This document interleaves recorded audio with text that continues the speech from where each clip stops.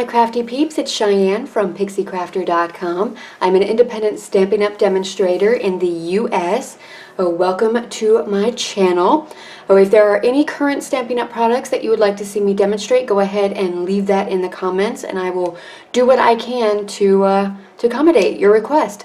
Alright, welcome to Scrapbook Saturday. I am so excited for Scrapbook Saturdays. It really gets me going on my scrapbooks and catching up, so I hope it's helping you guys out too. We've got a lot of fun colors and stuff to do today. I don't have a whole lot of the Stampin' Up! Designer Series paper, the new ones, yet, so I'm going to have to kind of make my own today. So we're going to be doing a lot of that. And yeah, so we're doing a 12 by 12 format. Let's go over the items that I'm going to be using, and I'm pretty sure I'm going to be pulling in more because I'm going to have to need more, but I have to see how it all comes together first. Alright, so I know that I'm going to use this little piece of crumb cake cardstock with the hardwood stamp set, well, background stamp, and the crumb cake ink. So I've got that. I've also got Tranquil Tide, a piece of the cardstock, and the ink. I'm going to do a lot of tone on tone in this video just because that's what I'm wanting to do today. And I've got Timeless Textures to do the tone on tone for all of this stuff, just to make some nice fun backgrounds. I've also got a piece of Pacific Point cardstock and the coordinating Stampin' Pad, and Marina Mist cardstock and ink. I love that Stampin' Up! Does this. So Marina Mist, you can get it to match all across the board. Your ink pad, your cardstock, your marker, your ribbon, you know, it just, all of it can all coordinate, and that's wonderful. I love that they do that. It makes it really quick and easy to pull everything together because you know the specific blue that's going to match everything. Alright, I've also got some of the silver foil sheet. This is cut at 6 by 6, and I'm going to be using it with the Seaside embossing folder. So this is a fun little texture to have in there. I have also grabbed a couple things from my stash that I've made in the past. So this is just a little dragonfly from the Detailed Dragonflies Thinlits, cut with copper foil and a piece of vellum and adhered on. And this, you saw me do these, I think last Tuesday, just taking your scraps and doing sentiments on it. So this is today's little moments become tomorrow's precious memories. I think this is going to be fitting for this layout. And then I've got my base piece of 12 by 12 Whisper White cardstock that we're going to be building on. And this is the photo that I'm doing today. So I did do a little photoshopping on it. I basically just put a filter over it, so it's got a little vignette, a little, you know, bright highlight in the center. This is my kiddo.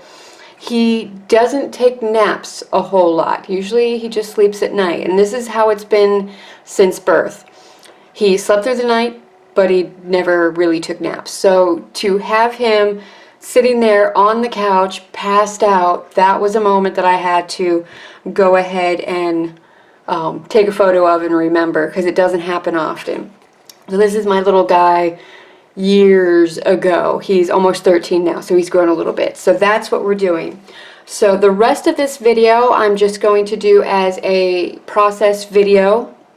I might pop in every now and again to do a voiceover, but for the most part you're just going to watch me put this all together in a process, because it's not gonna, this is the fastest, easiest, most efficient way that I can do this without boring you guys to tears. So let's head over to that.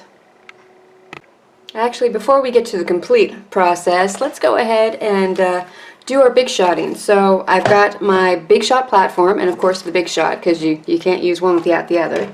I'm going to take one of my grungy old plates, and I've got that down, and I'm going to pop the foil in. Now you do want to pay attention to which side, because one side has the foil and one side doesn't.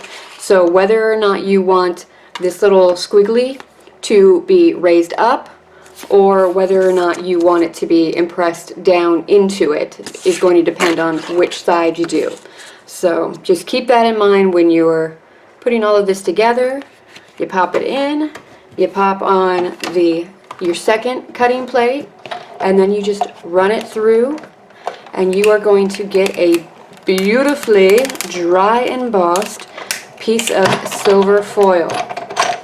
Now, if you don't have any of the dynamic embossing folders, you gotta have them, and you gotta try them out with the foil. I mean, all the colors of the foil, there's silver, gold, and copper. They are all beautifully embossed. Now, I will have to say that this guy in particular, it can start to almost cut your paper. Can you see that? I don't mind it, but it is something to kind of keep in mind. So you might have to end up playing with some shims or something like that if that bothers you. I like that it's a little bit distressed, and when you have it all adhered down, you're not even going to be able to see that it's starting to pop up a little bit. But it is fun. Alright, so now that that's out of the way, I'm pretty sure I'm not going to be doing any more big shotting. So let's get on to the next part.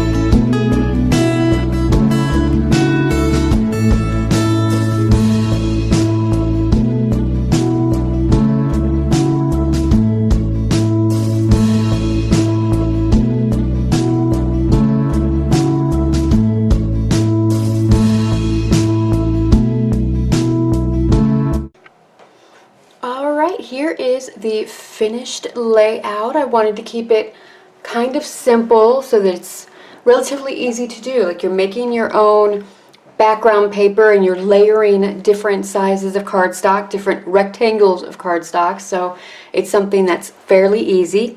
I did end up using the largest oval in the Stitched Shapes framelits to cut out the center portion of the hardwood crumb cake piece, and then from the sides I cut out some of the planks because I felt like it needed something to kind of anchor it and tie it down, add a little bit of delicate doily detail to it, and this one I did kind of fold over so it's kind of crunched up a little bit.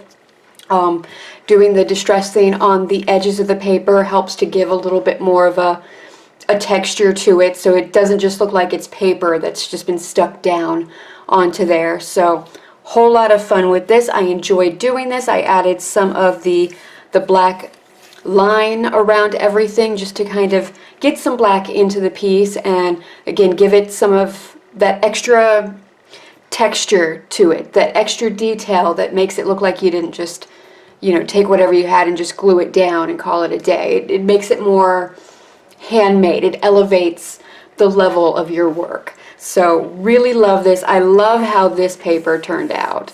This one was gorgeous. I'm going to have to do that again. And I did like the dragonfly one too. Like that was like my second favorite, but this one is definitely awesome. And I can even see taking some of the craft white ink and going ahead and doing that in multiple stamping. I like doing the multiple stamp look, so you keep going with it and you're not making necessarily a pattern, you're creating some depth to it. So it takes away that machined feel to it, and it's handmade. It's not going to be perfect, so it kind of helps alleviate that. So it's not like, oh, that piece isn't right. You see that because it's not lined up. So love that. I love the way it looks. Very happy with this. I just have to add some of my journaling. I'll probably just pop it right up here. Just a quick little something, and then I'll call it a day. But that is it for today's video. I hope this has inspired you to get your scrapping stuff out, and you know, I hope I showed you that you don't necessarily need a whole lot to make a dynamic scrapbooking page. Oh, thank you so much for watching. If you liked what you saw, please go ahead and like and subscribe. If you're already a subscriber, thank you so much for coming back. I love getting the support from you guys. Feel free to leave comments. I enjoy reading them. It inspires me to keep doing what I'm doing.